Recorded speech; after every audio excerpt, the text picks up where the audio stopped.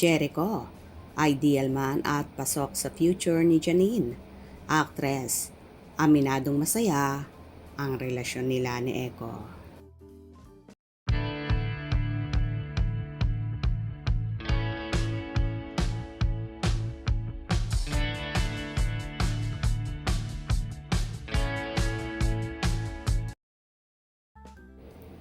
Pasok sa ideal man ni Janine Gutierrez ang kanyang boyfriend na si Jericho Rosales. Bago pa naging sila ni Echo, may mga listahan na siya na mga quality na gusto niya sa kanyang magiging boyfriend at lahat nga raw iyon ay pasok si Echo. When I met Echo, I was like, oh my God, lahat ito siya. Revelasyon ni Janine nang makapanayam siya sa programang Oh My God. Shinarin ito ni Janine kay Echo. Lahat ng mga hiningi ko kay Lord, nakikita ko sa'yo. Pagbabahagi ni Janine. Dagdag pa niya, totoo pala na if you really manifest and pray for the kind of person na gusto mong makasama para ibigay siya ni Lord. Masaya rin daw ang relationship nila ni Echo na simpleng komportable at grounded.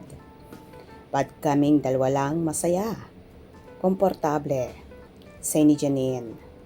Kwento pa niya, magdadrive lang kami.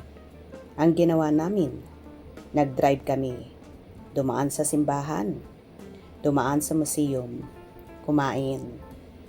Very simple lang, parang just happy to spend time together. Kwentuhan. Kahit hindi siya gaanong nagbigay ng detalye tungkol sa pag-settle down, nilinaw ni Janine na si Jericho ang pasok sa future na pinapangarap niya. Oo, talaga.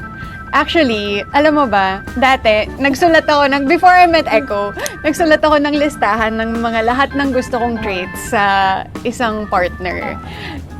And when I met Echo, I was like, oh my God, lahat ito, siya. Really? Oo. And then eventually, sinabi ko sa kanya yun.